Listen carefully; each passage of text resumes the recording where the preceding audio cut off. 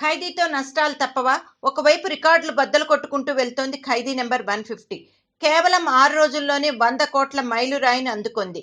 టాలీవుడ్లో 100 కోట్ల చిత్రాలెన్ని ఉన్నా అతి తక్కువ సమయంలో ఆ మైలురాయిని అందుకున్న సినిమా ఖైదీ నెంబర్ 150నే. చిరు 150వ సినిమా ఖచ్చితంగా 130 కోట్ల గ్రాస్ను వసూలు చేయడం ఖాయమని ట్రేడ్ వర్గాలు అంచనాలు వేస్తున్నాయి. అయితే చిరు సినిమా 100 కోట్లు దాటినా ఇప్పటి వరకు చిత్ర బృందం అధికారిక ప్రకటన చేయకపోవడం ఆశ్చర్యాన్ని కలిగిస్తోంది. ఈ సినిమాకి భారీ వసూళ్లు వస్తున్నా కొన్ని ఏరియాల్లో ఇంకా బ్రేక్ ఈవెన్ సాధించలేదని తెలుస్తోంది. సంక్రాంతి సీజన్ అయిపోయింది. మునుపట్లా వసూళ్లుండవు. ఇప్పటికే చాలా థియేటర్లు ఖాళీ అయిపోయాయి. ఈ దశలో ఆ ఏరియాలో లాభాల మాట దేవుడెరుగు.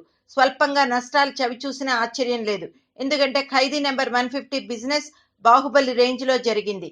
సినిమాను ఊహించిన దానికంటే ఎక్కువ మొత్తాలకు కొనేశారు బయ్యర్లు. అందుకే స్వల్ప నష్టాల్ని చవి చూడాల్సి వస్తోందని ట్రేడ్ వర్గాలు చెప్తున్నాయి. ఖైదీ విడుదలై వారం అయినా ఓవర్సీస్లో ఇంకా బ్రేక్ ఈవెన్ సాధించలేదు. ఈ వారం కూడా సినిమాలేం లేకపోవడంతో ఖైదీకి కలిసొచ్చే అంశం. దాన్ని చిరు సినిమా ఎంతవరకు క్యాష్ చేసుకుంటుందో చూడాలి అని సినీ పండితులు అభిప్రాయపడుతున్నారు.